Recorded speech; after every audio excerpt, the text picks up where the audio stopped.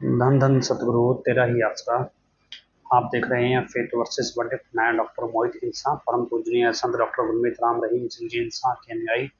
उनकी सोच व सच्चाई इस प्रोग्राम के माध्यम से आप सभी लोग जानते, देखते व परखते हैं। तो आप सभी का आज के इस लाइव सेशन में बहुत बहुत स्वागत है जी। धन धन सतगुरु तेरा ही आसरा। सासंग जी, सबसे पहले आज के पावन दिवस की परम पूजनीय हजूर महाराज संत डॉक्टर गुरमीत राम रहीम सिंह जी इंसा के अवतार दिवस की अति पूजनीय माता, बड़े माता जी को, समूची सात संगत को, आदरणीय शाही परिवार को और समूची सृष्टि को बहुत बहुत बधाई हो जी। धन धन सतगुरु तेरा ही आसरा।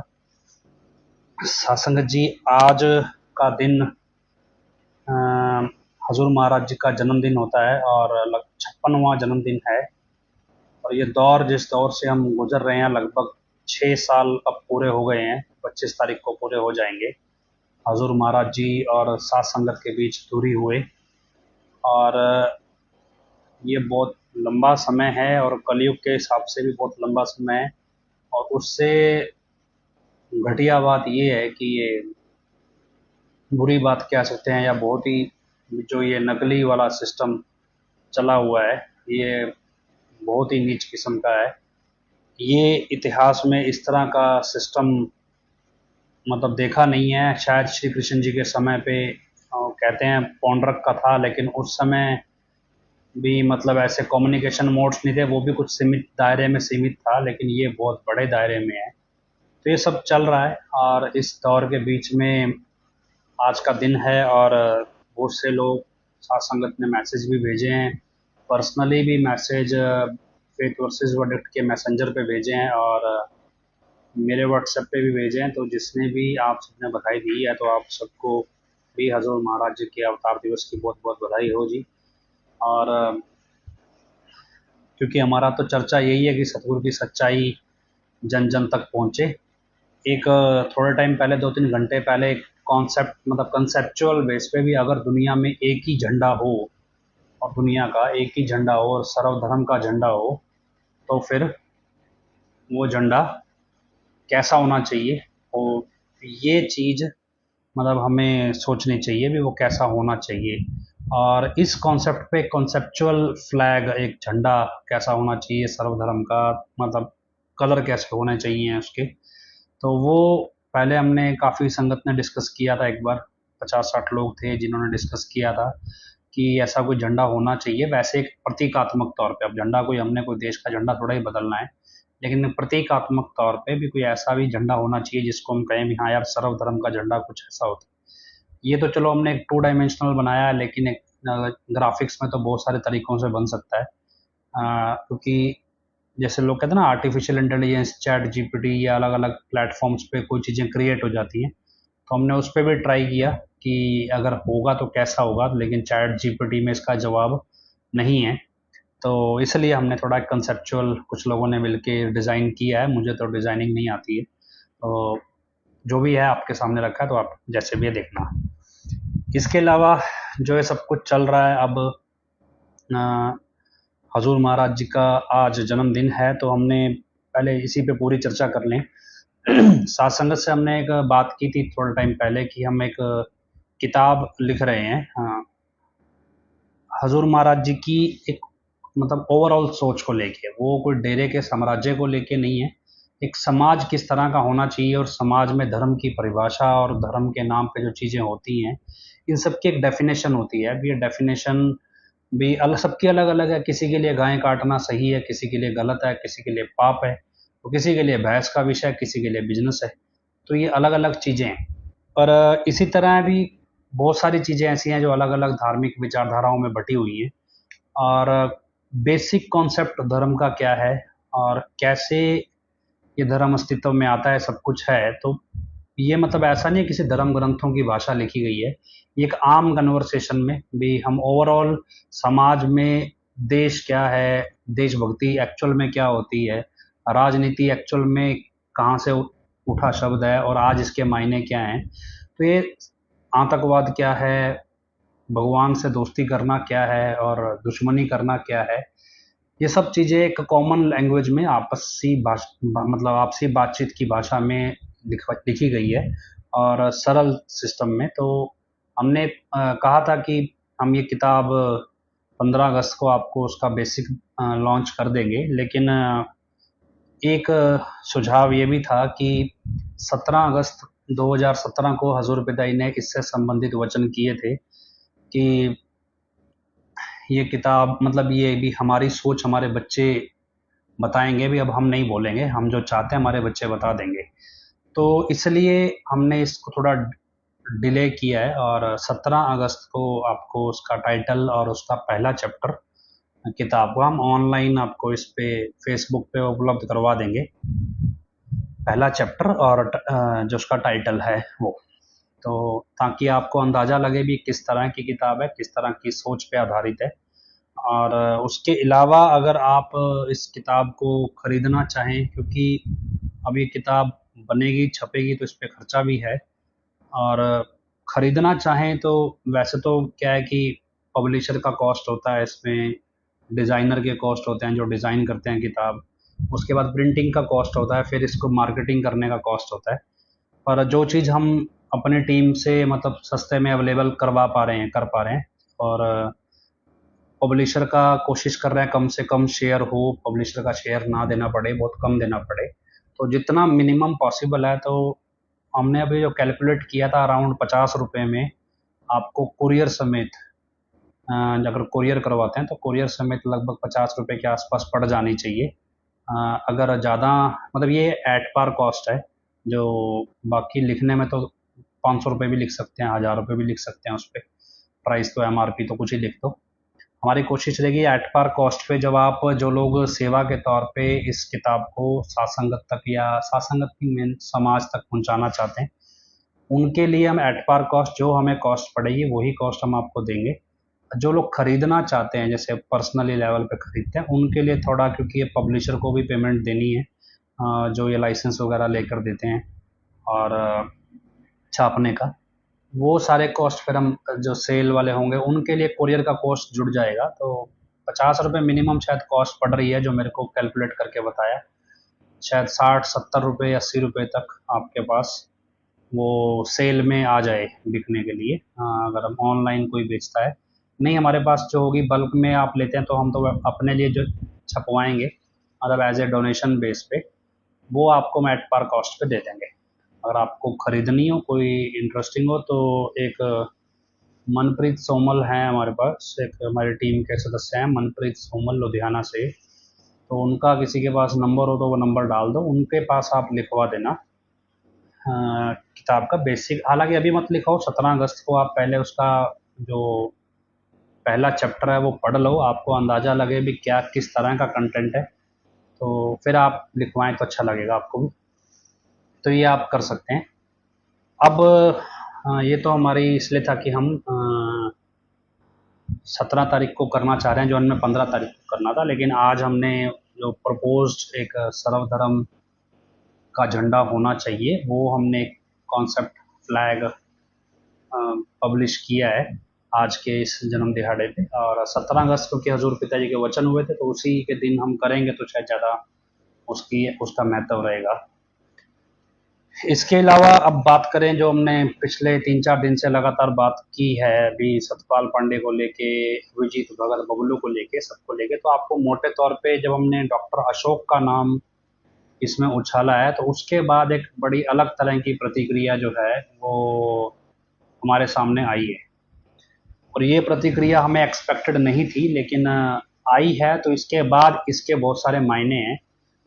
मतलब अजीब ये है कि हमने डॉक्टर अशोक के खिलाफ जब बोला है, तो इसका रिएक्शन उन लोगों की तरफ से आया जो हजूर पिताई से मतलब घृणा करते हैं, द्वेष रखते हैं, सारे ओपन मार्केट में, ओपन तौर पे भी जो हजूर पिताई से द्वेष रखते हैं, उन लोगों का रिएक्शन आ रहा है कि आपने डॉक्टर अशोक के बारे में क्यों बोला। तो ये एक बड़ा अजीब है। इवन एक ने तो यहाँ तक धमकी दे दी, कहते हमारा मन कर रहा है भी तुमने हमारा प्लान खराब कर दिया, हम तुम्हारा गला दबा दें। एक ने तो यहाँ तक मैसेज लिख के भेज दिया भी मुझे कि भी गला दबाने का मन कर रहा है कि तुमने हमारा प्लान खराब कर दिया। अब क्या प्लान चल रहा था तो पता नहीं, हमने कौन सा सब प्लान खराब करने के हिसाब से बोला, हमें जो हमें पता चलता जा रहा है हम साथ साथ बोलते जा रहे हैं। तो उसके अलावा क्योंकि बहुत सारी चीज़ें उस दिन टाइम काफ़ी हो गया था तो बता नहीं पाए, तो कुछ चीज़ें आपको बेसिक तौर पे समझाते हैं। क्या है कि आपको ध्यान हो कि जिनको पंजाब का इतिहास पता है, अकाल तख्त पंजाब में है, जिसे श्री अकाल तख्त साहिब बोलते हैं। ये तख्त क्या है, मतलब एक तरह का एक अपने आप में कोर्ट है। मतलब एक तरह से अदालत होती है अपने आप में। और ये जो कि गुरु हैं कोई, उनमें मेरे को नहीं पता कौन से गुरु जी ने इस्टेब्लिश की थी, पर उन्होंने इस अदालत को इस्टेब्लिश किया था। तो एक ये फ़ोन नंबर है, धर्मेंद्र योगी जी ने लिखा है। ये मनप्रीत सोमल हैं लुधियाना से। इनको अगर आप लिखवाना चाहें तो आप लिखवा सकते हैं भी, आपको कितनी किताब चाहिए। पर मेरा ये कहना है भी आप पहले 17 अगस्त को इसका पहला चैप्टर पढ़ लें, तो आपको शायद आइडिया लग जाएगा भी आप ये आपके इंटरेस्ट का टॉपिक है या नहीं है। हाँ, लोगों तक पहुंचानी है, वो एक फेथ वर्सेस वर्डिक्ट की टीम के सदस्य हैं, वो उनके लिए हम एट पर कॉस्ट पे अलग कर देंगे, लेकिन सेल का जो भी है वो सिस्टम ये मनप्रीत सोमल देखेंगे। तो खैर वापस आते हैं। तो असल में जब ये तख्त बने थे, तख्त बनते हैं क्यों बनते हैं, क्या होता है कि दो लोगों में जब झगड़ा होता है तो उस झगड़े का इस्तेमाल राजनीति में बहुत होता है। और जैसे मैं आपको कहूँ, डेरे के दो प्रबंधकों में झगड़ा हो जाए, दो प्रबंधकों में, तो वो प्रबंध जो सरकार है वो क्या करती है, वो एक प्रबंधक का साथ देती है, दूसरे का नहीं देती है। और पॉलिटिकली वो एक प्रबंधक का साथ देके दूसरे प्रबंधक को दबाना चाहती है। और ये जो दो लड़ाइयाँ होती है, ये लड़ाई जो होती है, इस लड़ाई के जरिए नुकसान संस्था का होता है, डेरे का होता है। मतलब ये कॉन्सेप्ट है। ऐसे धर्म के मार्ग में जब भी जो संगठन बनते हैं, उन संगठनों में जब आपसी लड़ाई होती है, खास तौर पे ऊपर के लेवल पे, उस लड़ाई में सरकार इस्तेमाल करती है एक पक्ष का, और उसको मतलब ताकत ज़्यादा देती है। फिर वो सरकार की ताकत से उस बंदे को कानून के जरिए दबाता है। अब क्योंकि जो गुरु संत होते हैं उनको ये चीज़ें समझ आती हैं, वो उनकी दूरदर्शी सोच होती है, इसलिए वो ऐसे आपसी झगड़ों को एक अलग मतलब अपने आप ही निपटाते हैं, ताकि सरकार उसका इस्तेमाल ना कर सके। जैसे अकाल तख्त भी बना, वो इसी तर्ज पे बना कि ताकि जो संगत के सेवादारों के आपसी झगड़े हैं उसका जो मुगल सरकार है वो इस्तेमाल ना कर सके। और ये आपसी झगड़े इस हद तक बढ़ जाते हैं कि उसका खामियाजा गुरुओं को भुगतना पड़ता है। और यही कॉन्सेप्ट आप डेरे में समझिएगा। डेरे में क्या है कि बहुत सारे ग्रुप थे। जैसे एक ग्रुप जो चौटाला राजनीतिक पार्टी चौटाला की थी, उनका ग्रुप था। हर कोई चाहता था कि मेरा बंदा डेरे में काबिज रहे और जिससे मुझे डेरे से वोट लेना आसान हो जाए डेरे के प्रबंधकों के जरिए। जब तक खट्टा सिंह डेरे में था 2006 तक, तब तक तो क्या था, खट्टा सिंह ये सारा कंट्रोल खुद ही देखता था और उसके साथी थे मोहनलाल दीवाना, दर्शन प्रधान वगैरह, लेकिन ज़्यादातर खट्टा सिंह का ही कंट्रोल था। तो खट्टा सिंह हरियाणा में चौटाला का पक्षधर था और पंजाब में अकाली दल का पक्षधर था। जबकि जो मोहनलाल था वो कांग्रेस का पक्षधर था। इस तरह से सिस्टम होता था। जब भी कोई मंत्री आता तो मोहनलाल कांग्रेस के लोगों को मिलवाता था पिताई से, जबकि खट्टा सिंह चौटाला और बादल जो वाली पार्टी है उनको पिताई से मिलवाता। ये मतलब एक रूटीन था राजनीति में। 2006 में जब खट्टा सिंह ने हजूर पिताई के खिलाफ सीबीआई को बयान दिया तो उसे डेरा छोड़ना मजबूरी हो गई। उसके बाद अकाली दल ने एक राजनीतिक विंग को तरीके से डेरे में इंट्रोड्यूस किया, जहाँ पे राम सिंह चेयरमैन और ये जोड़ा, क्या नाम है, जोड़ा सिंह है क्या, हाँ जोड़ा सिंह है, एक जगजीत सिंह है। तो ये सब लोग पंजाब राजनीतिक विंग से पावर में आए। और उसके बाद इन्होंने, क्योंकि ये डायरेक्ट उनके कंट्रोल में थे, अपने उनके हिसाब से बिल्कुल चलते थे, तो इन्होंने आते साथ सबसे पहले डेरा सिख दंगा प्लान किया। वो 2007 में जो सब कुछ हुआ, वहीं से ये सब शुरू हो गया। इधर से क्या था, अभी कांग्रेस के पक्षधर ज़्यादा हो गए, चौटाले का पक्षधर, अलग अलग जो ग्रुप थे उसमें जो PR नैन वाली फैमिली है, डॉक्टर नैन वाली फैमिली कह सकते हैं, तो ये चौटाला की पक्षधर थी, क्योंकि बीजेपी पावर में नहीं थी। और इसलिए जो डॉक्टर अशोक वाला ग्रुप भी था, RSS वाला ग्रुप भी, वो भी चौटाला के पक्ष में था। और दूसरी तरफ क्या था कि ये कांग्रेस जो थी वो सेंट्रल गवर्नमेंट में काबिज थी, इसलिए हरियाणा में डेरे का एक जो प्रबंधक था मोहनलाल या जो भी थे, ये कांग्रेस के पक्षधर थे, ताकि सेंट्रल गवर्नमेंट से इनको अपने बेनिफिट मिलते रहे। खट्टा सिंह और मोहनलाल इन सब में जो आपसी खींचतान थी प्रबंधकों में, इस खींचतान का फायदा सरकार ने उठाया, खट्टा सिंह को ज़्यादा पावर दी और बाकी लोगों को उसकी पावर के जरिए दबाना शुरू किया। ये एक आपसी लड़ाई हुई। इसी तरह मतलब अगर जब 2006 के बाद ये लड़ाई किसी और तरह से चलने लगी, तो आप अगर गिनती करेंगे तो मतलब एक आरएसएस ग्रुप हो गया, एक चौटाला ग्रुप हो गया, एक बादल ग्रुप हो गया, कांग्रेस ग्रुप हो गया, एक बीजेपी ग्रुप हो गया, लगभग 5 ग्रुप तो ये हो गए। इसके अलावा जैसे राकेश डिड़बा जैसे लोग थे, जो लोग पिताजी के इर्द गिर्द के सर्कल में तेरावास के कामों में या पिताजी के पर्सनल लेवल के काम में इन्वॉल्व रहते थे, उनका सर्कल एक अपना था, वो किसी के ग्रुप में नहीं थे। ये पांचों ग्रुप का जो रेस थी वो इस ग्रुप के अंदर पिताजी के पर्सनल ग्रुप में शामिल होने की रेस होती थी, इसलिए सबको इस पर्सनल ग्रुप की जरूरत होती थी। अब लड़ाई इन 5 ग्रुपों में थी और इस्तेमाल छठे ग्रुप का होता था जो पिताजी के इर्द गिर्द रहता है, और छठे ग्रुप का जो मुखिया था वो राकेश डिड़बा था, इसलिए राकेश डिड़बा इस सारी पावर का केंद्र था एक तरह से। तो ये सारा सिस्टम चल रहा था। 2013 में क्या हुआ, राकेश डिड़बा ने बहुत कोई ज़्यादा गलतियां कर दी, तो 2013 सितंबर के अंदर, सितंबर या अक्टूबर 2013 में हजूर पिताई ने राकेश डिड़बा को तेरावास की सेवा से निकाल दिया, हटा दिया।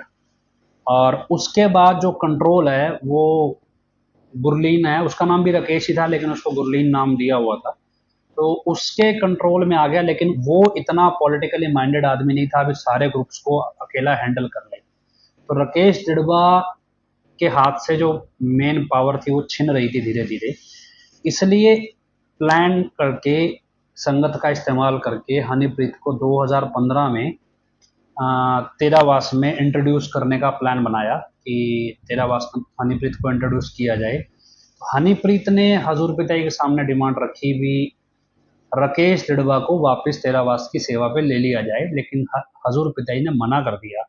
तो फिर हनीप्रीत ने हजूर पिताई से कहा भी क्या मैं राकेश डिड़बा को अपने साथ रख सकती हूँ, तो पिताई ने कहा भी तुझे जरूरत है तो रख ले पर हमें जरूरत नहीं है। तब राकेश डिड़बा की एंट्री हनीप्रीत का पीए बन के तेरावास में दोबारा हुई, क्योंकि तेरावास के एक कोने में एक कमरे में हनीप्रीत को भी रहने की इजाज़त साथ संगत के जरिए दिलवाई गई थी। तो राकेश डिड़बा 2015 में हनीप्रीत का पीए बन के दोबारा तेरावास के उस दायरे में घुसा और उसने फिर वही राजनीति इस्तेमाल की। तो 2015 में बरगाड़ी कांड का होना, फिर 2017 में पंचकुला का होना, ऐसे जो तमाम वारदातें होती चली गई। तो 2013 सब अक्टूबर से लेके 2015 मार्च अप्रैल तक किसी भी तरह की कोई घटना बीच में नहीं हुई, कोई भी तनाव नहीं हुआ, क्योंकि राकेश डिड़बा पावर से बाहर था। तो ये एक कॉमन चीज है। अब 25 अगस्त 2017 को जब ये हादसा सब हो जाता है, इसके बाद डेरे में रेस चलती है, क्योंकि अब जो मेन सेंटर है पिताजी वो तो हो गए बाहर, तो जो मेन ग्रुप था पिताजी के इर्द गिर्द वाला उन सबको उठा के डाल दिया गया जेल में। जो तेरावास का मेन ग्रुप था ये सब गए जेल में। अब रह गए 5 ग्रुप, सारे अलग अलग राजनीतिक पार्टियों वाले और संगठनों वाले। इन 5 ग्रुपों में आपसी लड़ाई थी कि अब क्या किया जाए, भी कौन पावर में आए। तो एक एक करके ये सब आपस में लड़ने लगे, खींचतान थी। तो ऐसे में हर कोई अपनी पावर का इस्तेमाल कर रहा था, लेकिन जो मेन ग्रुप था वो बाहर था, जेल में था। और करते करते करते सब में खींचतान थी। तो कांग्रेस वाला जो ग्रुप था वो धीरे धीरे कमजोर पड़ रहा था, क्योंकि धीरे धीरे जो कांग्रेस की सरकार पंजाब में जब तक रही लेकिन कमजोर होती गई, तो कांग्रेस का ग्रुप कमजोर हो रहा था, अकाली दल का ग्रुप भी कमजोर होता चला गया। 2022 के इलेक्शन के बाद कांग्रेस और अकाली दल का ग्रुप जो है वो चैप्टर से बाहर हो गया। अब लेकिन 2019 में जो पिताजी वाला ग्रुप था वो वापस आ गया। जो हनीप्रीत वगैरह की जो बेल हुई, जो पिताजी के इर्द गिर्द वाला जो ग्रुप था वो वापस जमानत पे बाहर आ गया। तो इन्होंने धीरे धीरे दोबारा पांव जमाने शुरू किए। अब जो तेरावास के वाला ग्रुप था ये घूमने वाला, इनके जरिए पैसा निकलता था संगत से, क्योंकि संगत इनको ज्यादा पहचानती थी। तो इसलिए पैसे की जरूरत पूरी करने के लिए इस ग्रुप को रखना जरूरी था। फिर इस ग्रुप के जरिए चिट्ठियां मंगवाई गई, चिट्ठियां के जरिए फिर ये नकली वाला ये सब कुछ चलता रहा। और पैरेलल दिल्ली के अंदर दंगा होना, छोटे मोटे ब्लास्ट, जो बम ब्लास्ट, छोटे मोटे चीजें, ऐसे अलग अलग छोटे मोटे अपराध चले, अखंड सिमरन का चलना, ये सब कुछ, ये सारा पैटर्न एक तरह से मान लो कह सकते हैं भी जो मेन ग्रुप था इसको खत्म करने के लिए किया जा रहा था साइड बाय साइड। अब अकाली दल का ग्रुप बाहर, कांग्रेस बाहर, मतलब जगजीत एंड पार्टी बाहर हो गए, या तो इनको बाहर होना था या फिर बाकी ग्रुपों में मर्ज होना था। चौटाला पार्टी भी बाहर हो गई। तो अब रह गए 2 ग्रुप। एक ग्रुप जो तेरावास का ग्रुप था पिताजी के इर्द गिर्द वाला, राकेश डिड़बा एंड पार्टी ग्रुप।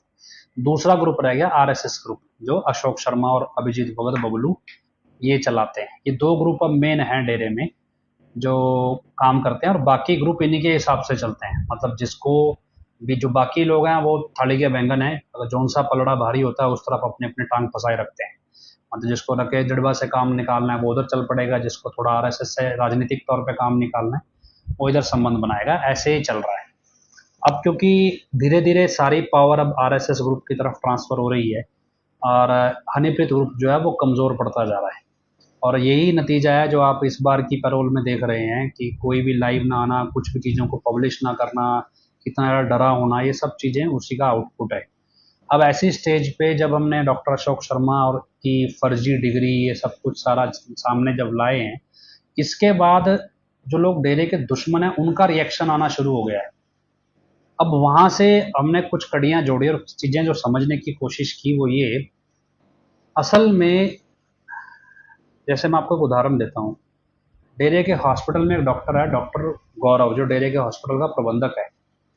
उस डॉक्टर की शादी 2 बार हुई है, मतलब पहली बीवी से उसका तलाक हो गया था, और वो बीवी उसकी हैदराबाद में रहती है और एक मेडिकल जेनेटिक्स की प्रोफेसर है, मतलब बहुत सुपर स्पेशलिस्ट है एक तरह से, और बहुत कम डॉक्टर इस स्पेशलिटी में मतलब सुपर स्पेशलिस्ट बनते हैं। डॉक्टर अशोक के साथ रह के मैंने ये देखा भी डॉक्टर अशोक का उस लेडी से भी आम बातचीत होती रहती है। इसी तरह डॉक्टर पुनीत है, डॉक्टर पुनीत की भी 2 शादियां हुई हैं, तो जो पहली वाइफ है उससे संपर्क है डॉक्टर अशोक का, और उनसे भी रेगुलर बातचीत होती रहती है। ऐसे जितने भी लोग डेरे से नाराज हुए, जितने भी लोगों को डेरे से नाराजगी थी, या उनको जैसे उनको एक्सपेक्टेड था भी डेरे को हमारे हक में खड़ना चाहिए था, और वो नाराज होकर डेरे से दूर हो गए, वो डेरे से दूर हुए लेकिन आरएसएस ग्रुप ने उनको अपना दोस्त बना के रखा। यही चीज परम पिताजी वाले शाही परिवार के साथ भी हुई। मैं परम पिताजी के परिवार में भाई भूपिंदर सिंह जी हैं, मैं उनसे मिलने भी एक बार गया था। तो जब मैंने उनसे पूछा कि तब मैं पहली बार जब उनसे मिलने गया, मैंने तब मुझे डेरे में इंटरनल जानकारी उतनी नहीं थी जितनी मुझे चाहिए थी, खासतौर पर पिताजी के इर्द गिर्द वाले ग्रुप। तो मैंने उनसे बोला कि मुझे जानकारी चाहिए, तो आप कोई जानकारी बता सकते हैं अभी कौन सा व्यक्ति हमें डेरे में सही जानकारी देगा, अभी आपको लोगों की परख है, कोई ईमानदार व्यक्ति। तो भाई भूपिंदर जी ने सबसे पहला नाम लिया। जिनको नहीं पता हो, भाई भूपिंदर जी परम पिताजी के पोते हैं, जैसे हजूर पिताजी का साहिब दिल है, ऐसे परम पिताजी के पोते भाई भूपिंदर जी। तो भाई भूपिंदर जी ने सबसे पहला नाम लिया डॉक्टर अशोक का, भी ये व्यक्ति आपको सबसे सही जानकारी देगा। कहते मुझे भी सारी जानकारी इसी व्यक्ति से मिलती है। अब ये तो एक एस्पेक्ट था बाईजी वाला, लेकिन अब मुझे इससे दूसरी चीज समझ में आ गई थी कि जो डॉक्टर अशोक है वो अक्सर ये बात बताया करता भी कैसे भाई रंजीत जो थे हजूर परम पिताजी के बेटे, भाई रंजीत जी, साहिबजादे भाई रंजीत सिंह, उनको कैसे डेरे के हॉस्पिटल में ढंग से इलाज नहीं दिया गया, और उससे उनकी डेथ हो गई। या कह लो डेथ तो चलो नेचुरल थी, लेकिन एक इलाज प्रॉपर नहीं दिया गया, और उसके कारण परम पिताजी वाले परिवार की नाराजगी थी इस मामले में।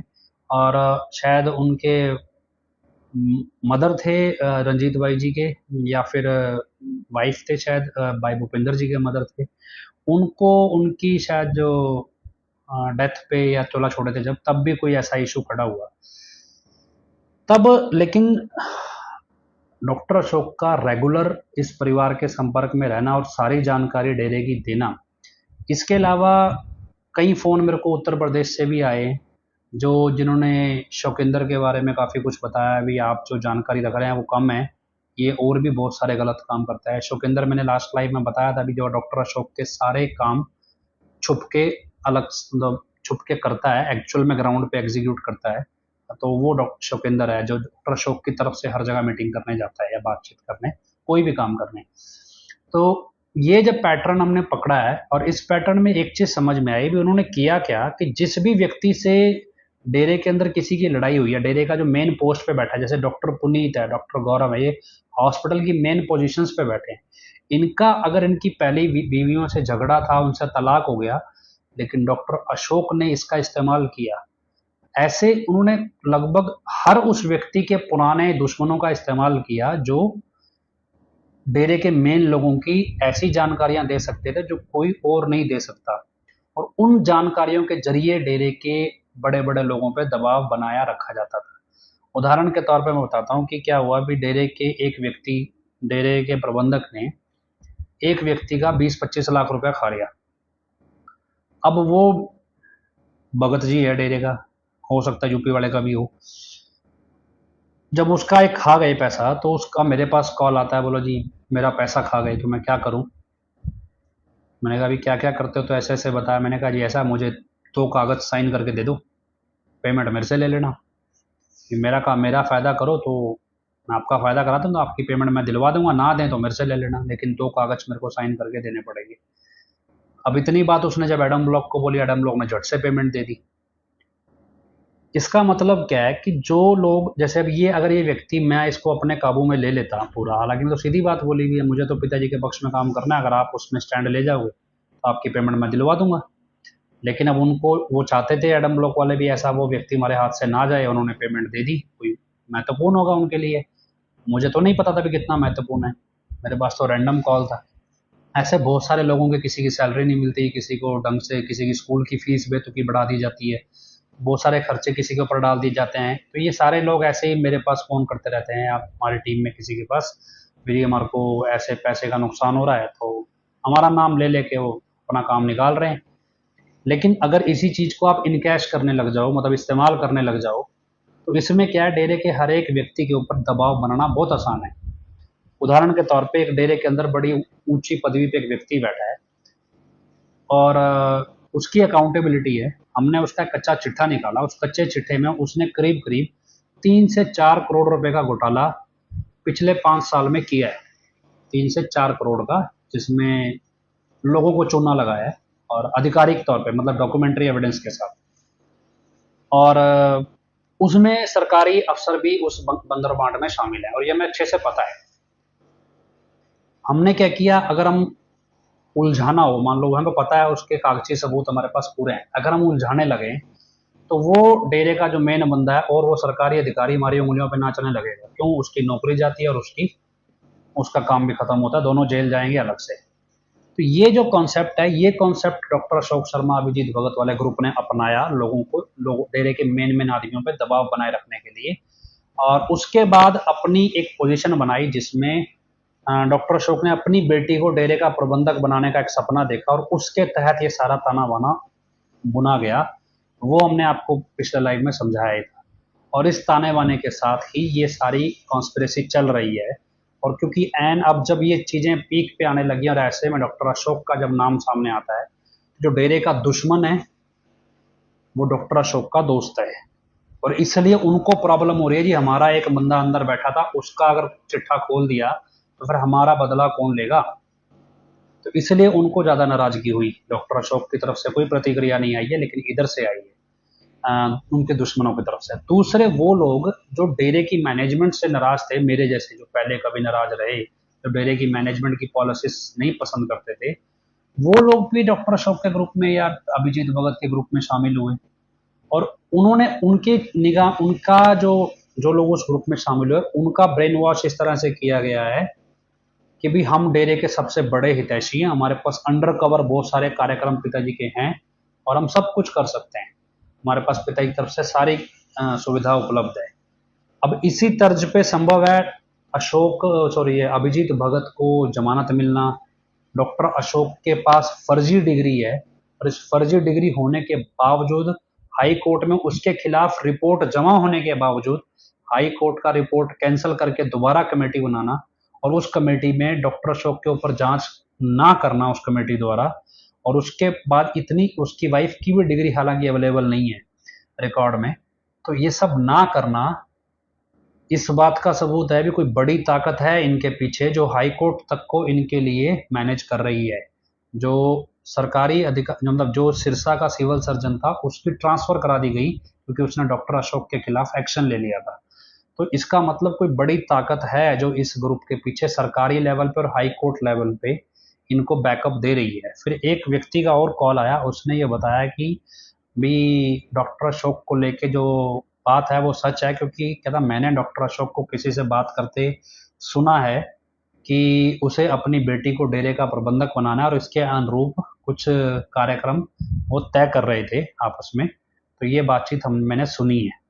तो ये चीज़ें कई अलग लोग कंफर्म कर रहे हैं। कुछ लोगों ने सतपाल पांडे की मदर के कुछ चीज़ें बताई हैं, भी वो डॉक्टर सतपाल पांडे 2017 के बाद बहुत अच्छे अच्छे टूरिस्ट प्लेसेस पे और महंगे महंगे होटलों में रुका है, बड़ी अच्छा उसने एंजॉय किया है। हालांकि बताने वाले ने सबूत नहीं दिया है, पर उसका कहना है कि वो मतलब उसे मालूम है, वो उसके परिवार के करीबी हैं। तो खैर ऐसे कई कॉल्स आए हैं जो हमने आपको बताया था। तो इस सारी चीज़ों को देख के अब हमें ये समझ में आता है कि एक्चुअल में ये प्रोसेस जो चल रहा है वो टेक ओवर तो करना है, और उस टेक ओवर में क्या होता है, अभी अब हर जगह मोदी तो डेरे की गद्दी पे बैठना नहीं चाहता है। ये जो प्रोसेस है कोई तो ऐसा होगा जो सब कुछ कंप्रोमाइज करेगा, तो उसमें जब जो मुख्य केंद्र में सतपाल पांडे, अभिजीत भगत और ये आदित्य अरोड़ा, इन सब के जो पीछे का चेहरा है, उस चेहरे में डॉक्टर अशोक शर्मा और उसका परिवार बहुत अच्छे से फिट हो रहा है।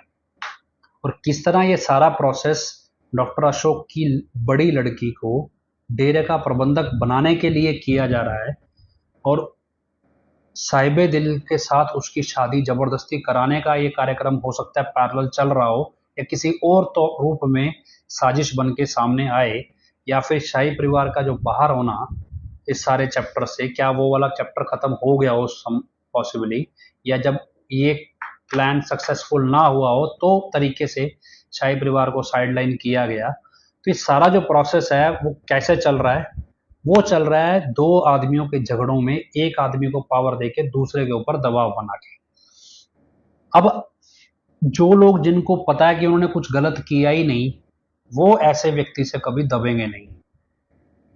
लेकिन जब आपको हमारे जैसों को पता है भी इतने बड़े बड़े कांड कर रखे हैं, तो फिर दबना सबका लाजमी है। तो ऐसे में अब आप एक्सपेक्ट करें भी डेरे के अंदर कोई अति ईमानदार व्यक्ति आएगा और वो सब करेगा, इस सबको सही कर देगा, तो ऐसा पॉसिबल नहीं है।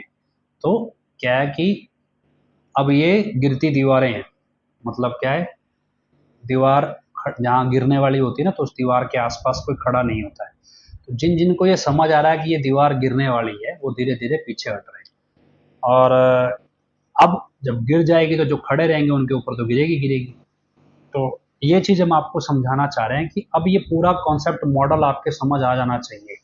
इस मॉडल में क्या है, इस मॉडल में एक ग्रुप ने धीरे धीरे बाकी सारे ग्रुपों को दबाया और धीरे धीरे सारा चीज़ अपने हाथ में ट्रांसफ़र की, और उस जिस व्यक्ति ये सब कुछ जो कर रहा था उसको अपनी बेटी को प्रबंधक बनाना है, और उसने तरीके से सबके दुश्मनों को अपना दोस्त बनाया, और डेरे के अंदर जो मैनेजमेंट से सेटिस्फाइड नहीं थे उनको भी अपना दोस्त बनाया। दो अलग अलग चेहरे जिए, एक चेहरा डेरे के दुश्मन का, एक चेहरा डेरे के स्पेशल दोस्त का, पिताजी के दोस्त का, पिताजी के दुश्मन का। इस चेहरे में जब हमने दुश्मन वाला चेहरा एक्सपोज किया तो दुश्मनों के अंदर खलबली है, लेकिन दोस्तों वाले चेहरे में अभी कोई प्रतिक्रिया नहीं आई है, क्योंकि उन लोगों ने बहुत ज़्यादा वो बेवकूफ़ बन गए हैं इस ग्रुप से, इसलिए उनको जल्दी जल्दी ये यकीन नहीं हो रहा है कि यार हम इतने बड़े बेवकूफ़ कैसे हो सकते हैं।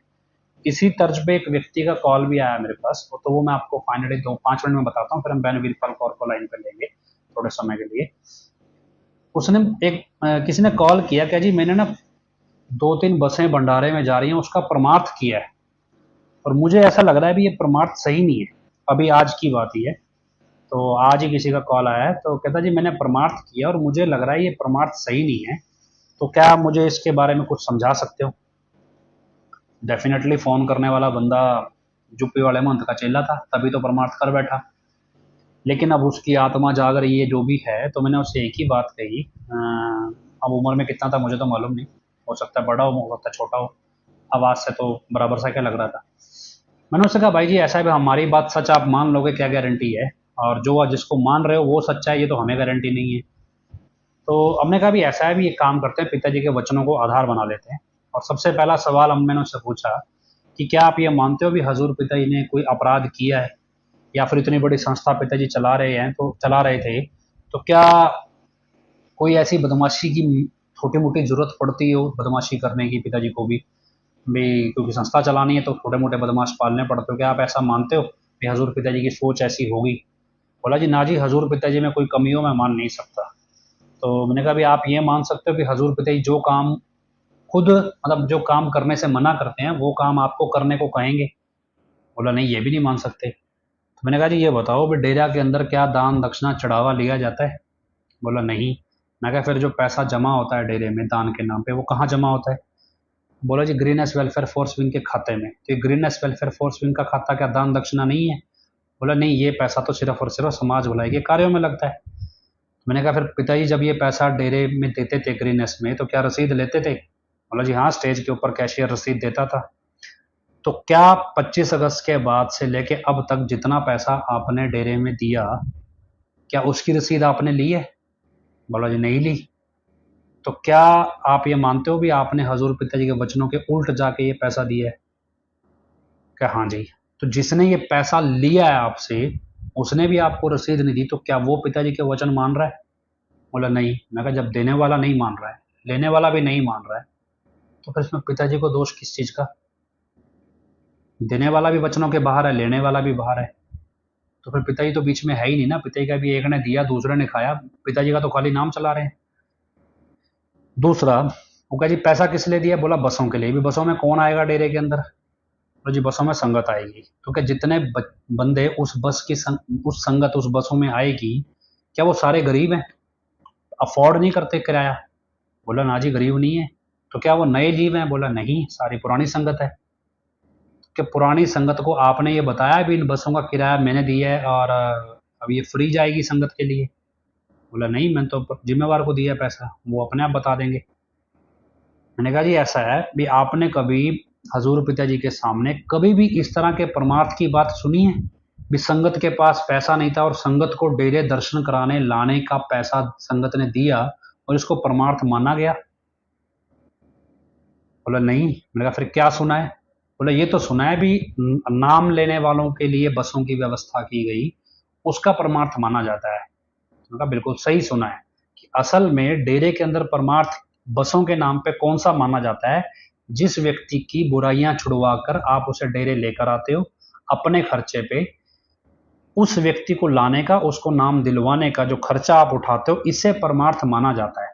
अब वो व्यक्ति अपनी बुराइयां छोड़ के राम नाम से जुड़ गया और डेरे में श्यामस्ताना जी महाराज के वचन के अनुसार अगर व्यक्ति वचनों पे पक्का है तो ना उसे अंदर कमी है और ना बाहर कमी है। और अगर नाम लेने के बाद भी वो व्यक्ति को आपके सामने हाथ फैलाना पड़ रहा है जी मुझे डेरे में जाने का पैसा चाहिए, तो वो व्यक्ति वचन मान ही नहीं रहा है। तो ऐसे में इसलिए डेरे की प्रथा में संगत को डेरे लाने के लिए दिया गया पैसा परमार्थ नहीं है। सिर्फ नाम लेने वाले व्यक्ति को डेरे में लाने के लिए पहली बार जो व्यक्ति आता है उसके लिए परमार्थ गिना जाता है, संगत के लिए पैसा। क्योंकि इसलिए कि मेरे सामने ये बात एक स्टूडेंट ने पिताजी से पूछी थी कि जी मैं 1-1 रुपया जोड़ता हूँ तो क्या मैं संगत को इस पैसे से डेरे ला सकता हूँ किसी का किराया देके? तो पिताजी ने ये मना कर दिया था भी संगत को नहीं भी आप ला सकते, ये आप इस पैसे का इस्तेमाल ऐसे नहीं करना है। ये मेरे खुद अपने कानों से सुनी हुई बात है। मतलब क्या है कि अगर आप ये पैसा इसलिए दे रहे हो भी संगत डेरे में बसों में बैठ के आएगी, तो ये पैसा आपका परमार्थ नहीं है। हाँ, रूबरू नाइट में पिताजी ने ये कहा था भी जो लोग डेरे से टूट गए और डेरे आना बंद कर गए, उनको हमारी तरफ से इनविटेशन दो और अपने खर्चे पे एक बार हमारे पास लेकर आओ, हम उन्हें समझाना चाहते हैं, हम उनसे बात करना चाहते हैं। और इसलिए उस टाइम पे रूबरू नाइट में जो टूटी हुई संगत थी उनका खर्चा उठाया गया, किसके द्वारा? संगत के द्वारा, ताकि वो लोग डेरे में आके वापस जुड़ जाएं।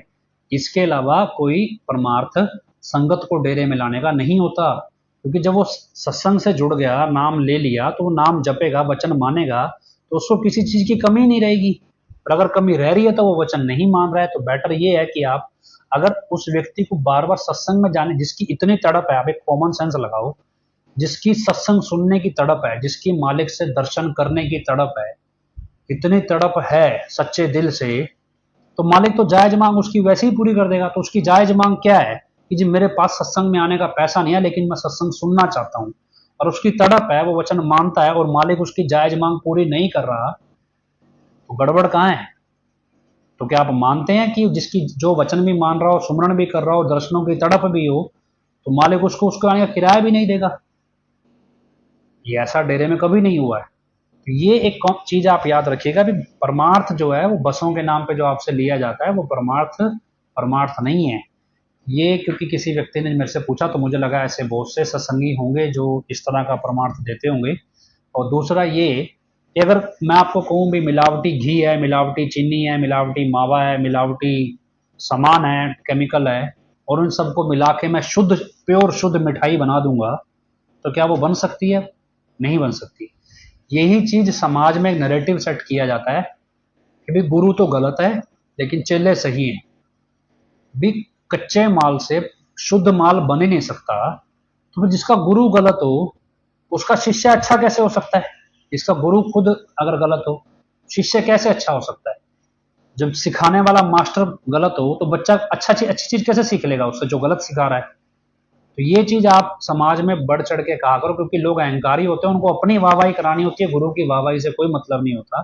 ऐसे लोग इस बात को एक्सेप्ट कर लेते हैं, वो अपनी वाहवाही के चक्कर में इस चीज को देखना ही नहीं चाहते कि अपनी वाहवाही हो रही है, ठीक है भी मेरे को लोग अच्छा कह रहे हैं, मेरे गुरु को बेशक गाली दे रहे हो, मुझे कोई मतलब नहीं। लेकिन शिष्य का धर्म है वो गुरु को मुख रखे, गुरु की बात करे। अगर अपनी हस्ती बनाएगा तो फिर उसकी हस्ती के साथ पाप पुण्य सब है, तो उसमें गुरु वाली रहमत थोड़ी है, वो तो अहंकार है सेवा का, और अहंकार के अंदर ना तो सेवा गिनी जाती है ना भक्ति। तो ये चीज आप ध्यान रखिएगा कि जो नैरेटिव सेट किया जाता है उस नैरेटिव में आप अपनी वाहवाही के चक्कर में इस बात को इग्नोर ना करें कि गुरु गलत है और शिष्य सही है। गुरु सही है तभी शिष्य सही बना है, वरना शिष्य गुरु गलत होने के बाद शिष्य सही नहीं हो सकता। मिलावटी माल से शुद्ध मिठाई नहीं बनती, मिलावटी ही बनेगी। तो ये चीज आप ध्यान रखिए, अपने अहंकार में गुरु को छोटा ना किए। तो मेन जो चीजें हैं, बाकी हजूर महाराज जी का आज जन्मदिन है तो वो उस चीजों को लेके हम आपको बेसिक जो डेरे की पॉलिटिक्स है, और इस पॉलिटिक्स में जो आज ये सब कुछ चल रहा है, और फाइनली ये एक्सपेक्टेड है कि किसी स्टेज पे ऐसा पॉसिबल है कि किसी स्टेज पे आके डेरे में दोबारा कोई संगत के साथ बड़ी वारदात करवाई जाए, जिसके बाद ये आरएसएस ग्रुप जो है ये मसीहा बन के सामने आ जाए। तो आरएसएस ग्रुप मसीहा बन के सामने आ जाए, ये पॉसिबल है। इसलिए इस चीज का आप ध्यान रखना कि किसी भी समय फाइनल तौर पे जब इस ग्रुप को पूरा टेक ओवर करना हुआ तो ये किसी ना किसी बड़ी वारदात की प्लानिंग करेगा।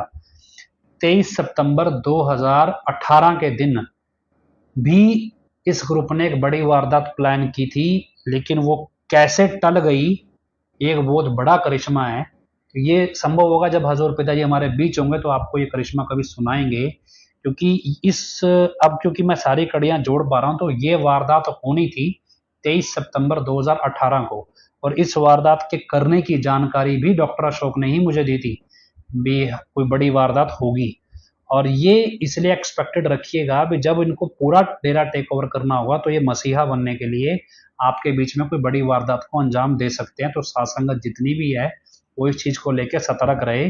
23 सितंबर में आपको मतलब दावे से कह रहा हूँ ये बात भी, 23 सितंबर 2018 को एक बड़ी वारदात होनी थी, लेकिन वो कैसे टली वो एक बहुत बड़ा करिश्मा है। वो जब मौका होगा तो हम आपको उसके बारे में बताएंगे। तो खैर बहन वीरपाल कौर हमारे साथ फोन लाइन पे थोड़े समय के लिए, तो आप उन्हें जरूर सुनिएगा। हाँ जी बहन जी। बहुत ही प्यारे सतगुरु जी की प्यारी प्यारी साध संगत जी, धन धन सतगुरु की यात्रा गुरु प्यारी साध संगत जी, ਅੱਜ प्यारे गुरु पिताई ਦੇ अवतार दिवस ਤੇ पवित्र अवतार दिवस ਤੇ प्यारे गुरु पिताई ਨੂੰ पूजनीक माता जी ਨੂੰ ਤੇ सारी साध संगत ਨੂੰ बहुत बहुत ਵਧਾਈ ਹੋਵੇ। ਤੇ प्यारे गुरु पिताई जी ਅੱਗੇ ਆਪਾਂ ਸਾਰੇ ਰਲ ਮਿਲ ਕੇ ਅਰਦਾਸ ਕਰੀਏ ਕਿ ਇਹ ਸਤਿਗੁਰ यूपी ਦੇ ਵਿੱਚ ਜੋ ਐਡਾ ਵੱਡਾ काल ने बुराई का पहाड़ खड़ा कर रखा है, जो एडा वड्डा नाटक चल रहा है, इहदे जरिए गुरु पिताजी नूं बदनाम किया जा रहा है पूरी दुनिया दे विच। वो नाटक है जिहड़ा जल्दी खत्म होवे ते सच्चाई दी जित होवे, सच्चाई दे डंके वजन ते गुरु पिताजी वापस जिन्नी जल्दी हो सकदे वापस आके सारिआं नूं दर्शन दार देण। ये आपां अरदास जरूर करिया करिए गुरु पिताजी दे अगे। ते अज पवित्र दिवस ते भी अपनी गुरु पिताजी दे अगे ही अरदास है भी ये सतगुर हुण बहुत हो गया, मैं रहमत करो कि जल्दी जड़ा है यूपी वाला नाटक खत्म करो। ये नकली वाला नाटक चकाल महाकाल ने जो भी नाटक चला रखा है इनू खत्म करो, इस बुराई नू खत्म करो, पूरे संसार तो बुराई नू खत्म करो। ते जल्दी है जो आप जी वापस आके जो शाही स्टेज है उहदे ते विराजमान होवो, ते जो पूरी धरती की रक्षा की जिम्मेवारी आप जी नू जिवें अपने फिल्मां च दस्सिआ ਇਹ ਧਰਤੀ ਰਕਸ਼ਕ ਦੇ ਰੂਪ ਵਿੱਚ ਵੀ ਆਪ ਦੁਨੀਆ ਦੇ ਸਾਹਮਣੇ ਆਓਗੇ। ਤਾਂ ਧਰਤੀ ਰਕਸ਼ਕ ਦੇ ਰੂਪ ਦੇ ਵਿੱਚ ਚਾਹੇ ਆਓ, ਜਿਵੇਂ ਵੀ ਆਓ, ਪਰ ਜਲਦੀ ਤੋਂ ਜਲਦੀ ਤੁਸੀਂ ਸਾਰੀ ਸਾਧ ਸੰਗਤ ਦੇ ਵਿਚਕਾਰ ਆ ਕੇ ਦਰਸ਼ਨ ਦਿਦਾਰ ਦਿਓ ਜੀ। ਧੰਨ ਧੰਨ ਸਤਿਗੁਰੂ ਤੇਰਾ ਹੀ ਆਸਰਾ। ਬਾਕੀ ਗੁਰੂ ਪਿਆਰੀ ਸਾਧ ਸੰਗਤ ਜੀ, ਆਪਾਂ ਨੂੰ ਪਤਾ ਹੀ ਹੈ ਜਿਹੜਾ ਯੂਪੀ ਦੇ ਵਿੱਚ ਨਾਟਕ ਚੱਲ ਰਿਹਾ ਹੈ, ਇਹ ਵੈਸੇ ਤਾਂ ਹੁਣ ਸੋਸ਼ਲ ਮੀਡੀਆ ਤੇ ਜਾਂ ਮਤਲਬ ਕਿ ਫੇਸਬੁੱਕ ਜਾਂ ਕਿਸੇ ਵੀ ਚੀਜ਼ ਤੇ ਨਹੀਂ ਆ ਰਿਹਾ, ਯੂਟਿਊਬ ਤੇ ਨਹੀਂ ਆ ਰਿਹਾ। ਇੱਕ ਤਾਂ ਥੋੜਾ ਚਲੋ ਤਸੱਲੀ ਹੁੰਦੀ ਹੈ, ਨਹੀਂ ਤਾਂ ਬਹੁਤ ਜ਼ਿਆਦਾ ਰੋਜ਼ ਰੋਜ਼ ਜੋ ਇਹ ਗਲਤੀਆਂ ਕਰਦਾ ਜਾਂ ਜੋ ਮਤਲਬ ਕਿ ਲੱਛਣ ਪੁੱਠੇ ਸਿੱਧੇ ਕਰਦਾ ਹੈ, ਉਹਦੇ ਨਾਲ ਗੁਰੂ ਪਿਤਾ ਜੀ ਬਹੁਤ ਜ਼ਿਆਦਾ ਬਦਨਾਮ ਹੁੰਦੇ ਹੈ। ਪਰ ਫਿਰ ਵੀ ਜਿੰਨਾ ਕਿ ਇਹ ਕਰ ਰਿਹਾ, ਜੋ ਸੰਗਤ ਦੇ ਵਿੱਚ ਮਤਲਬ ਕਿ ਦਿਖਾਇਆ ਜਾ ਰਿਹਾ ਸੰਗਤ ਨੂੰ, ਤਾਂ ਸੰਗਤ ਨੂੰ ਪੂਰੀ ਤਰ੍ਹਾਂ ਜਿਹੜਾ ਹੈਗਾ ਬੁੱਧੂ ਬਣਾਇਆ ਜਾ ਰਿਹਾ ਹੈ। ਹੈਰਾਨੀ ਦੀ ਗੱਲ ਹੈ ਵੀ ਪੜ੍ਹੀ ਲਿਖੀ ਸੰਗਤ ਹੈ ਜਿਹੜੀ, ਉਹ ਵੀ ਪੂਰੀ ਤਰ੍ਹਾਂ ਬੁੱਧੂ ਬਣ ਰਹੀ ਹੈ। ਬਸ ਇਹ ਚੀਜ਼ ਦੇਖ ਕੇ ਵੀ ਹਾਂਜੀ ਵੀਡੀਓ ਮਤਲਬ ਕਿ ਸਾਨੂੰ ਤਾਂ ਵੀਡੀਓ ਚ ਅਸਲੀ ਲੱਗਦੇ ਆ ਜਾਂ ਵੀਡੀਓ ਦੇ ਵਿੱਚ ਸਾਨੂੰ ਆਵਾਜ਼ ਅਸਲੀ ਦੀ ਲੱਗਦੀ ਹੈ। ਤਾਂ ਗੁਰੂ ਪਿਆਰੀ ਸਾਹਿਬ ਸੰਗਤ ਜੀ ਦਾ ਕੀ ਪਤਾ ਉਹਨਾਂ ਨੇ ਪਹਿਲਾਂ ਹੀ ਰਿਕਾਰਡਡ ਕਰਕੇ ਸਾਰਾ ਕੁਛ ਰੱਖਿਆ ਵਾ ਹੁੰਦਾ ਹੈ। ਜੋ ਕਦੇ ਕਿਸੇ ਸਤਸੰਗ ਚੋਂ ਕੁਛ ਕੱਟਿਆ ਵਾ ਹੁੰਦਾ, ਕਿਸੇ ਸਤਸੰਗ ਚੋਂ ਕੁਛ ਕੱਟਿਆ ਹੁੰਦਾ। ਵੀ ਪੁਰਾਣੇ ਸਤਸੰਗ ਹੈ ਜਾਂ ਮਜਲਿਸ ਹੈ ਜਾਂ ਗੁਰੂ ਪਿਤਾ ਜੀ ਜਾਂ ਕੋਈ ਦਿਨ ਤਿਉਹਾਰ ਜਿਵੇਂ ਹੁੰਦੇ ਸੀ, ਪਿਤਾ ਜੀ ਦਾ ਕੋਈ ਗਰੀਨੈਸ ਦਾ ਹੋ ਗਿਆ ਜਾਂ 15 ਅਗਸਤ ਦਾ ਹੋ ਗਿਆ ਜਾਂ ਕੋਈ ਭੰਡਾਰੇ ਦਾ ਦਿਨ ਹੁੰਦਾ ਸੀ, ਤਾਂ ਉਹਨਾਂ ਦੇ ਵਿੱਚੋਂ ਇਹਨਾਂ ਨੇ ਸ਼ਾਰਟ ਥੋੜੇ ਥੋੜੇ ਕੱਟ ਕੇ ਜਾਂ ਪੂਰੇ ਤਰ੍ਹਾਂ ਵਧੀਆ ਵੀਡੀਓ ਬਣਾ ਬਣਾ ਕੇ ਹੁਣ ਸੰਗਤ ਨੂੰ ਪਰੋਸੀ ਜਾਂਦੇ ਆ। ਤੇ ਮੇਨ ਜਿਹੜੀ ਗੱਲ ਹੈ ਉਹ ਸੰਗਤ ਨੂੰ ਖਾਣ ਪੀਣ ਤੇ ਲਾ ਰੱਖਿਆ।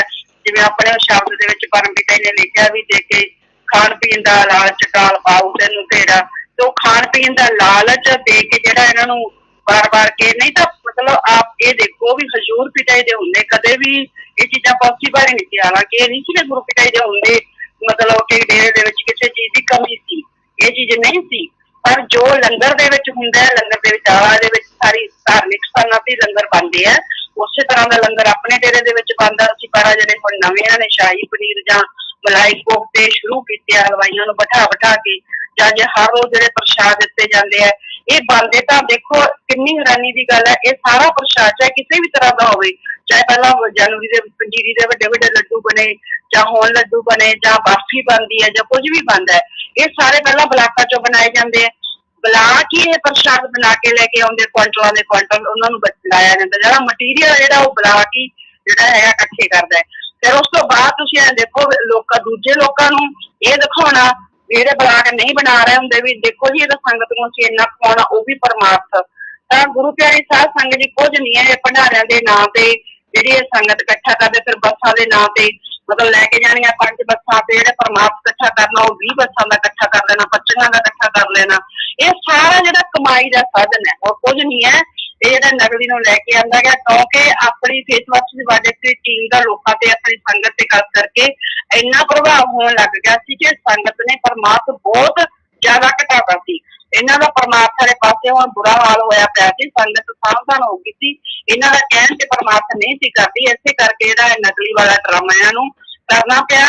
ਜਿਹੜਾ ਨਕਲੀ ਵਾਲਾ ਡਰਾਮਾ ਇਹਨਾਂ ਨੇ ਸਭ ਤੋਂ ਪਹਿਲਾਂ ਜਿਹੜਾ ਆਨਲਾਈਨ ਗੁਰੂਕੁਲ ਦੇ ਵਿੱਚ ਗੁਰੂ ਪਿਤਾ ਜੀ ਜੋ ਹਮਸ਼ਕਲ ਤਿਆਰ ਕਰ ਲਿਆ, ਉਸ ਤੋਂ ਬਾਅਦ ਫਿਰ ਇਹਨਾਂ ਨੇ ਦੇਖਿਆ ਉਸ ਇੰਟਰਨੈਸ਼ਨਲ ਦੇ ਬੱਚੇ ਬਿਠਾ ਕੇ, ਇੰਟਰਨੈਸ਼ਨਲ ਸਕੂਲ ਦੇ ਬੱਚੇ ਮਤਲਬ ਉਹਨਾਂ ਨੇ ਦੇਖਿਆ ਸੀ ਉਸ ਟਾਈਮ, ਜਾਂ ਸ਼ਾਹੀ ਪਰਿਵਾਰ ਨੇ ਦੇਖਿਆ, ਤਾਂ ਕਿਸੇ ਨੂੰ ਉਸ ਟਾਈਮ ਜੋ ਹਾਲਾਂਕਿ ਗੁਰੂ ਪਿਤਾ ਜੀ ਸਾਹਮਣੇ ਖੜੇ ਸੀ। ਹੁਣ ਤਾਂ ਚਲੋ ਆਏ ਗੁਰੂ ਪਿਤਾ ਜੀ ਹੈ ਹੀ ਨਹੀਂ ਕੋਲ ਵੀ ਇੱਕੋ ਹੀ ਬੰਦਾ ਸਾਹਮਣੇ ਆਉਂਦਾ, ਉਦੋਂ ਤਾਂ ਗੁਰੂ ਪਿਤਾ ਜੀ ਬਿਲਕੁਲ ਸਾਹਮਣੇ ਖੜਿਆ, ਤਾਂ ਵੀ ਜੇ ਇੰਟਰਨੈਸ਼ਨਲ ਸਕੂਲ ਦੇ ਬੱਚਿਆਂ ਨੂੰ ਉਸ ਹਮਸ਼ਕਲ ਦੀ ਤੇ ਗੁਰੂ ਪਿਤਾ ਜੀ ਕੋਈ ਪਛਾਣ ਨਹੀਂ ਆਈ ਸੀ, ਜਾਂ ਸ਼ਾਹੀ ਪਰਿਵਾਰ ਨੂੰ ਭੈਣ ਚਰਨਪ੍ਰੀਤ ਨੂੰ ਜਾਂ ਛਾਨੇਮੀਤ ਵਰਗਿਆਂ ਨੂੰ ਕੋਈ ਪਛਾਣ ਨਹੀਂ ਆਈ ਸੀ, ਤਾਂ ਹੁਣ ਵਿਚਾਰੀ ਭੋਲੀ ਭਾਲੀ ਸਾਧ ਸੰਗਤ ਨੂੰ ਕੀ ਪਛਾਣ ਆਉਣੀ ਹੈ। ਹੁਣ ਤਾਂ ਵੈਸੇ ਹੀ ਜਿਹੜੀ ਇਹਨਾਂ ਨੂੰ ਵੀਡੀਓ ਦਿਖਾਈ ਜਾ ਰਹੀ ਹੈ, ਤੇ ਵੀਡੀਓ ਤਾਂ ਆਪਾਂ ਨੂੰ ਪਤਾ ਵੀ ਜਿਹੜਾ ਹੈ ਕਿਵੇਂ ਕਿਵੇਂ ਬਣ ਕੇ ਆਉਂਦੀਆਂ। ਵੀਡੀਓ ਤਾਂ ਕਿਸੇ ਦੀ ਮਰਜ਼ੀ ਬਣਾ ਲਓ, ਜੋ ਜੀ ਮਰਜ਼ੀ ਬਣਾ ਲਓ, ਭਾਵੇਂ ਕਿਸੇ ਦੀ ਕਿਸੇ ਦਾ ਪੱਕਾ ਰੰਗ ਆ ਬਿਲਕੁਲ ਪਿਤਾ ਦੇ ਕਹਿਣੇ ਨੂੰ ਪੁੱਠੇ ਤਵੇ ਵਾਲਾ, ਭਾਵੇਂ ਉਹਦੇ ਜਮਾ ਚਿੱਟਾ ਬਣਾ ਲਓ। ਤਾਂ ਇਹ ਤਾਂ ਅੱਜ ਕੱਲ ਆਪਾਂ ਨੂੰ ਵੀ ਪਤਾ ਵੀ ਜਿਹੜੀਆਂ ਕਿੰਨੀਆਂ ਕਿੰਨੀਆਂ ਐਪਸ ਆ ਰਹੀਆਂ। ਤਾਂ ਗੁਰੂ ਪਿਆਰੀ ਸਾਧ ਸੰਗਤ ਜੀ ਉਹ ਕਹਿੰਦੇ ਨੇ ਨਾ, ਇੱਕ ਕਹਾਵਤ ਹੁੰਦੀ ਹੈ ਪੰਜਾਬੀ ਚ ਵੀ ਜਦੋਂ ਕਿਸੇ ਬੱਕਰੇ ਦੀ ਬਲੀ ਦੇਣੀ ਹੋਵੇ ਨਾ, ਤੇ ਉਹਦੀ ਬਹੁਤ ਜ਼ਿਆਦਾ ਸੇਵਾ ਕੀਤੀ ਜਾਂਦੀ, ਉਹਨੂੰ ਚੰਗਾ ਮੋਟਾ ਤਾਜ਼ਾ ਖਵਾ ਖਵਾ ਕੇ ਕਰ ਲਿਆ ਜਾਂਦਾ। ਤੇ ਕਦੇ ਕਦੇ ਨਾ ਡਰ ਲੱਗਦਾ, ਜੋ ਸਾਧ ਸੰਗਤ ਨੂੰ ਇੰਨਾ ਖਵਾਇਆ ਪਿਆ ਜਾ ਰਿਹਾ, ਕਦੇ ਕਦੇ ਡਰ ਲੱਗਣ ਲੱਗ ਜਾਂਦਾ ਵੀ ਕਿਤੇ ਇਹ ਨਾ ਹੋਵੇ ਵੀ ਇਹਨਾਂ ਨੂੰ ਵੀ ਕਿਤੇ ਫੇਰ ਬੱਕਰਾ ਬਣਾਇਆ ਜਾਵੇ, ਇਹਨਾਂ ਦੀ ਫੇਰ ਪੰਚਕੂਲਾ ਨੂੰ ਕਿਤੇ ਬਲੀ ਦੇਣੀ ਹੋਵੇ, ਤਾਂ ਉਹ ਬਲੀ ਵਾਸਤੇ ਜਿਹੜਾ ਹੈਗਾ ਸਾਰਾ ਕੁਝ ਤਿਆਰ ਕਰ ਰਹੇ ਹੋਣ।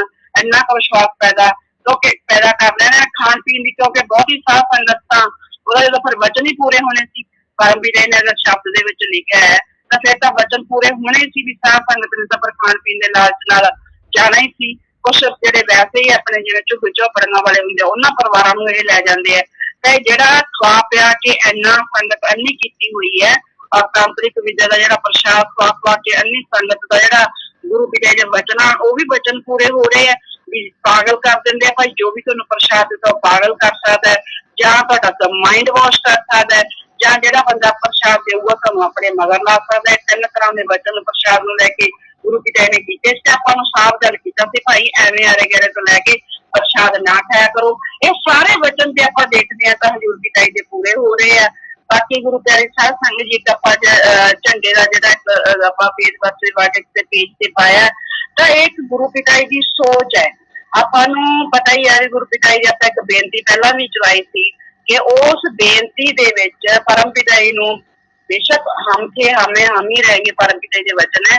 शहनशाह जी मतलब के बेशक खुद परम पिता ही है मस्ताना जी भी है सारे ही है पर हमेशा आप यह चीज देखते हैं भी हजूर पिता जी जो भी कोई काम करते या जो भी उन्होंने कोई सिरा देना होंगे किसी को मतलब वो देना होंगे तो सिर्फ वो परम पिता जी देंगे बेपरवाही की रहमत नाल हो रहा ਜਾਂ ਉਹਨਾਂ ਨੇ ਕੋਈ ਅਰਦਾਸ ਵੀ ਕਰਨ ਲੱਗੇ ਜੇ ਕਹਿੰਦੇ ਬੇਟਾ ਪਰਮ ਪਿਤਾ ਜੀ ਦੇ ਅੱਗੇ ਅਰਦਾਸ ਕਰਦੇ ਆ ਉਹ ਕੰਮ ਕਰਨਗੇ ਜਾਂ ਵੀ ਜੇ ਨੇ ਕਹਿੰਦੇ ਨਾ ਬੇਟਾ ਸਾਡੀ ਸਿਕਿਉਰਿਟੀ ਦੇ ਕੋਈ ਆਪਾਂ ਤੋਂ ਪਰਮ ਪਿਤਾ ਹੀ ਕਰ ਲਿਆ ਤਾਂ ਹਰ ਗੱਲ ਦੇ ਵਿੱਚ ਮਤਲਬ ਪਰਮ ਪਿਤਾ ਜੀ ਨੂੰ ਹੀ ਅੱਗੇ ਰੱਖਦੇ ਸੀ ਤੇ ਆਪਾਂ ਨੂੰ ਪਤਾ ਨਹੀਂ ਉਸ ਅਰਦਾਸ ਦੇ ਵਿੱਚ ਪਰਮ ਪਿਤਾ ਜੀ ਨੂੰ ਅਰਜ਼ ਕਰ ਰਿਹਾ ਜੋ ਤਾਂ ਉਹ ਸਾਰਾ ਕੁਝ ਇੱਕ ਤਰ੍ਹਾਂ ਨਾਲ ਗੁਰੂ ਪਿਤਾ ਜੀ ਦੀ ਸੋਚ ਹੈ ਵੀ ਗੁਰੂ ਪਿਤਾ ਜੀ ਕੀ ਚਾਹੁੰਦੇ ਵੀ ਆਉਣ ਵਾਲੇ ਸਮੇਂ ਦੇ ਵਿੱਚ ਜਿਹੜਾ ਹੈਗਾ ਕਿਹੋ ਜਿਹਾ ਸਮਾਜ ਹੋਵੇ ਜਿਵੇਂ ਆਪਾਂ ਝੰਡੇ ਦਾ ਅੱਜ ਦੇਖਿਆ ਵੀ ਸਰਬ ਧਰਮ ਪਿਤਾ ਜੀ ਦੀ ਸੋਚ ਸੀ ਵੀ ਜਿਹੜਾ ਹਰ ਛੱਤ ਦੇ ਉੱਤੇ ਜਿਹੜਾ ਸਰਬ ਧਰਮ ਦਾ ਝੰਡਾ ਝੁਲਣਾ ਚਾਹੀਦਾ ਉਸ ਬੇਨਤੀ ਦੇ ਵਿੱਚ ਗੁਰੂ ਪਿਤਾ ਜੀ ਨੇ ਇਹ ਲਿਖਿਆ ਹੋਇਆ ਖੁਦ ਲਿਖਿਆ ਹੋਇਆ ਹਰ ਕੋਈ ਜਿਹੜਾ ਧਰਮ ਦੇ ਮਾਰਗ ਤੇ ਚੱਲੇ ਤੇ ਸਾਰੇ ਦੇ ਪਰਮਾਤਮਾ ਦੇ ਗੁਣ ਗਾਣ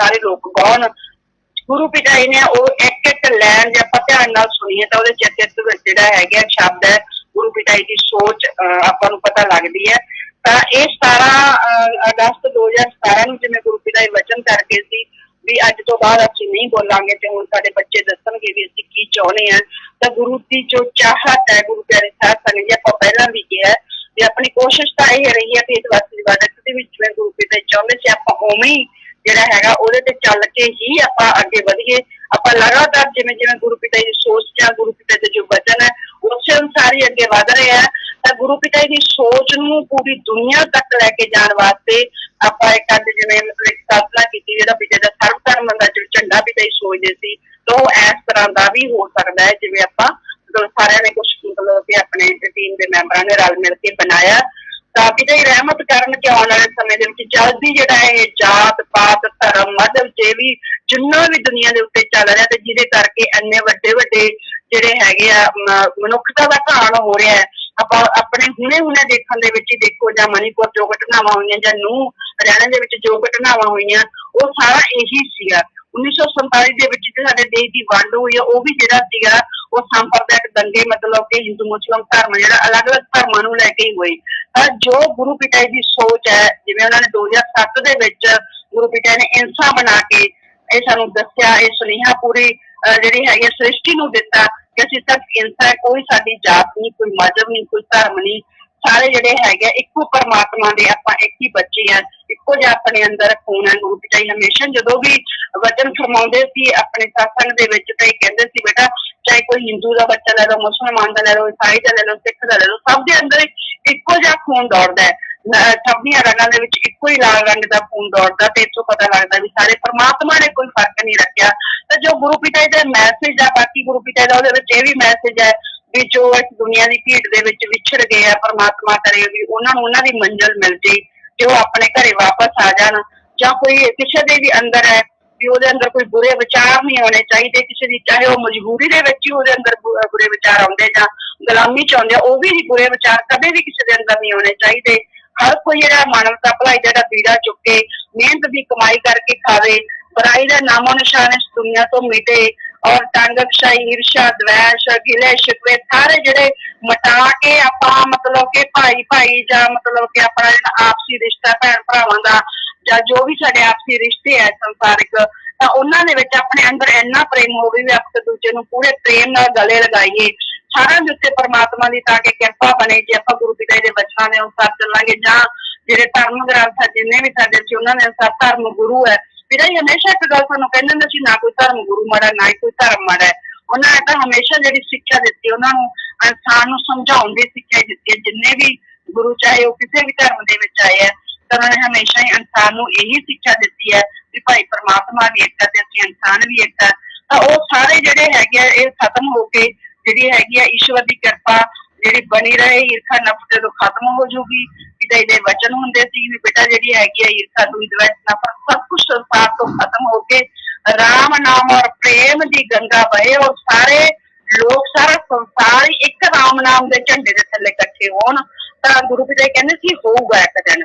ਤਾਂ ਆਪਾਂ ਤਾਂ ਗੁਰੂ ਪਿਤਾ ਜੀ ਅੱਗੇ ਅੱਜ ਪਵਿੱਤਰ ਜਿਹੜਾ ਹੈਗਾ ਗੁਰੂ ਪਿਤਾ ਜੀ ਦਾ ਅਵਤਾਰ ਦਿਵਸ ਉਹਦੇ ਅੱਗੇ ਅਰਦਾਸ ਕਰਦੇ ਹਾਂ, ਸਭ ਤੋਂ ਰਹਿਮਤ ਕਰੋ ਕਿ ਜਲਦੀ ਜਿਹੜਾ ਸਰਵ ਧਰਮ ਦਾ ਝੰਡਾ ਸਾਰਕ ਛੱਤ ਤੇ ਹੋਵੇ ਤੇ ਜਿਹੜਾ ਰਾਮ ਨਾਮ ਦੇ ਝੰਡੇ ਦੇ ਥੱਲੇ ਸਾਰੀ ਦੁਨੀਆ ਇਕੱਠੀ ਹੋ ਜੇ। ਜਿਸ ਦਿਨ ਸਾਰੀ ਦੁਨੀਆ ਇੱਕ ਰਾਮ ਨਾਮ ਦੇ ਝੰਡੇ ਥੱਲੇ ਇਕੱਠੀ ਹੋ ਜੂਗੀ ਤਾਂ ਗੁਰੂ ਪਿਆਰੀ ਸਾਧ ਸੰਗਤ ਜੀ ਜਿਹੜਾ ਵੀ ਮਤਲਬ ਕਿ ਇਨਸਾਨੀਅਤ ਦਾ ਇੰਨਾ ਜਾਂ ਮਨੁੱਖਤਾ ਦਾ ਇੰਨਾ ਘਾਣ ਹੋ ਰਿਹਾ ਧਰਮ ਦੇ ਨਾਂ ਤੇ, ਜਾਤ ਮਜ਼ਹਬ ਦੇ ਨਾਂ ਤੇ, ਤਾਂ ਇਹ ਸਾਰੇ ਖਤਮ ਹੋ ਜਾਣਗੇ। ਸਾਰੇ ਲੋਕ ਬੜੇ ਹੀ ਪ੍ਰੇਮ ਦੇ ਨਾਲ ਰਹਿਣਗੇ। ਤਾਂ ਗੁਰੂ ਪਿਤਾ ਜੀ ਕਹਿੰਦੇ ਹੁੰਦੇ ਸੀ ਜੇ ਕੋਈ ਅੱਜ ਇਸੇ ਪਲ ਹਰ ਕੋਈ ਆਪਣੇ ਆਪਣੇ ਧਰਮ ਨੂੰ ਮੰਨ ਲੇ ਵੀ ਜਿਸ ਵੀ ਚਾਹੇ ਕੋਈ ਹਿੰਦੂ ਧਰਮ ਦਾ ਜਾਂ ਕੋਈ ਮੁਸਲਿਮ ਦਾ ਜਾਂ ਸਿੱਖ ਦਾ ਈਸਾਈ ਦਾ ਵੀ ਉਹ ਆਪਣੇ ਆਪਣੇ ਧਰਮ ਨੂੰ ਜੇ ਅੱਜ ਇਸੇ ਪਲ ਕੋਈ ਮੰਨ ਲੂਗਾ ਤਾਂ ਅਗਲੀ ਪਲ ਜਿਹੜੀ ਧਰਤੀ ਹੈ ਸੱਚਖੰਡ ਦਾ ਨਮੂਨਾ ਬਣ ਜੂਗੀ। ਤਾਂ ਆਪਾਂ ਜਿਹੜੀ ਬੁੱਕ ਤੁਹਾਨੂੰ ਕਿਤਾਬ ਕਿਹਾ ਸੀ ਉਸ ਕਿਤਾਬ ਦੇ ਵਿੱਚ ਵੀ ਆਪਣੀ ਇਹੀ ਕੋਸ਼ਿਸ਼ ਹੈ ਵੀ ਆਪਾਂ ਜੋ ਗੁਰੂ ਪਿਤਾ ਜੀ ਦੀ ਸੋਚ ਹੈ, ਗੁਰੂ ਪਿਤਾ ਜੀ ਮਤਲਬ ਜੋ ਚਾਹੁੰਦੇ ਸੀ ਗੁਰੂ ਪਿਤਾ ਜੀ ਸਮਾਜ ਨੂੰ ਲੈ ਕੇ ਜਾਂ ਸਾਡੇ ਦੇਸ਼ ਨੂੰ ਲੈ ਕੇ, ਤਾਂ ਉਹ ਸੋਚ ਨੂੰ ਆਪਾਂ ਪੂਰੀ ਦੁਨੀਆ ਤੱਕ ਲੈ ਕੇ ਜਾਈਏ ਤਾਂ ਕਿ ਦੁਨੀਆ ਵੀ ਉਸ ਸੋਚ ਤੋਂ ਕੁਛ ਸਿੱਖੇ ਤੇ ਜਾਂ ਲੋਕਾਂ ਨੂੰ ਪਤਾ ਲੱਗੇ ਵੀ ਅਸਲ ਦੇ ਵਿੱਚ ਸਾਡੇ ਗੁਰੂ ਦੀ ਕੀ ਸੋਚ ਆ। ਲੋਕਾਂ ਨੂੰ ਇਹ ਲੱਗੇ ਵੀ ਜੇ ਅੱਜ ਉਹਨਾਂ ਦੇ ਬੱਚੇ ਇਸ ਤਰ੍ਹਾਂ ਦੀ ਸੋਚ ਰੱਖਦੇ ਆ ਤਾਂ ਫਿਰ ਗੁਰੂ ਕਿਹੋ ਜਿਹਾ ਹੋਊਗਾ। ਕਿਉਂਕਿ ਗੁਰੂ ਪਿਆਰੀ ਸਾਧ ਸੰਗਤ ਜੀ ਗੁਰੂ ਪਿਤਾ ਜੀ ਨੇ ਇੱਕ ਵਾਰੀ ਇਹ ਵੀ ਵਚਨ ਕੀਤੇ ਹੋਏ, ਇੱਕ ਵਾਰੀ ਨਹੀਂ ਅਨੇਕਾਂ ਵਾਰ ਸਤਸੰਗ ਦੇ ਵਿੱਚ ਵਚਨ ਕੀਤੇ ਹੋਏ ਆ ਵੀ ਅਗਰ ਤੁਸੀਂ ਅੱਛੇ ਨੇਕ ਕਰਮ ਕਰਦੇ ਹੋ ਔਰ ਤੁਹਾਨੂੰ ਉਹਨਾਂ ਕਰਮਾਂ ਨੂੰ ਦੇਖ ਕੇ ਕਿਸੇ ਨੇ ਇਹ ਕਹਿਤਾ ਵੀ ਵਾਹ ਵੀ ਇਹਨਾਂ ਦੇ ਅਗਰ ਇਹ ਬੱਚੇ ਹੀ ਇੰਨੇ ਅੱਛੇ ਆ ਜਾਂ ਇਹ ਇੰਨੇ ਅੱਛੇ ਨੇਕ ਕਰਮ ਕਰ ਰਹੇ ਆ ਜਾਂ ਇਹ ਇਨਸਾਨ ਇੰਨੇ ਅੱਛਾ ਤਾਂ ਫਿਰ ਇਹਨਾਂ ਦਾ ਗੁਰੂ ਕਿਹੋ ਜਿਹਾ ਹੋਊਗਾ। ਤਾਂ ਅਗਰ ਜੇ ਤੁਸੀਂ ਆਪਣੇ ਗੁਰੂ ਨੂੰ ਬਾਹ ਕਰਵਾ ਲਿਆ ਤਾਂ 100 ਸਾਲ ਦੀ ਬੰਦਗੀ, ਗੁਰੂ ਪਿਤਾ ਜੀ ਦੇ ਵਚਨ ਹੈ, 100 ਸਾਲ ਦੀ ਸੇਵਾ ਸਿਮਰਨ ਤੁਹਾਡੀ ਝੋਲੀ ਦੇ ਵਿੱਚ ਆ ਕੇ ਪੈ ਜਾਣਾ। ਦੇਖੋ 100 ਸਾਲ ਕੋਈ ਥੋੜਾ ਨਹੀਂ ਹੁੰਦਾ ਵੀ 100 ਸਾਲ ਬੈਠ ਕੇ ਕੋਈ ਸੇਵਾ ਕਰੇ ਤੇ ਸਿਮਰਨ ਕਰੇ। ਗੁਰੂ ਪਿਤਾ ਜੀ ਦੇ ਵਚਨ ਹੈ ਵੀ 100 ਸਾਲ ਦਾ ਸੇਵਾ ਸਿਮਰਨ ਤੁਹਾਡੀ ਝੋਲੀ ਦੇ ਵਿੱਚ ਆ ਕੇ ਪੈ ਜਾਂਦਾ ਹੈ। ਪਰ ਜੇ ਤੁਸੀਂ ਕੋਈ ਇਹੋ ਜਿਹੇ ਭੈੜੇ ਕਰਮ ਕਰਦੇ ਆ, ਬੁਰੇ ਕਰਮ ਕਰਦੇ ਆ, ਜਿਹਨੂੰ ਦੇਖ ਕੇ ਅਗਲਾ ਇਹ ਕਹੇ ਵੀ ਜਦ ਜਿਹੋ ਜੇ ਇਹ ਉਹੋ ਜੇ ਇਹਨਾਂ ਦਾ ਗੁਰੂ ਹੋਊਗਾ। ਜਿਵੇਂ ਹੁਣ ਆਪਾਂ ਦੇਖਦੇ ਹਾਂ ਮੈਨੇਜਮੈਂਟ ਕਮੇਟੀ ਹੈ ਜਾਂ ਚਿੰਨੀ ਪ੍ਰਬੰਧਕੀ ਕਮੇਟੀ ਜਾਂ ਪਹਿਲਾਂ ਜਿਨ੍ਹਾਂ ਨੇ ਜੋ ਜੋ ਕਰਮ ਕੀਤੇ ਤਾਂ ਉਹਨਾਂ ਨੂੰ ਦੇਖ ਕੇ ਆਪਾਂ ਨੂੰ ਪਤਾ ਹੀ ਹੈ ਸਮਾਜ ਦੇ ਵਿੱਚ ਕਿਹੋ ਜਿਹਾ ਗੁਰੂ ਪਿਤਾ ਦਾ ਨਾਮ ਗਿਆ।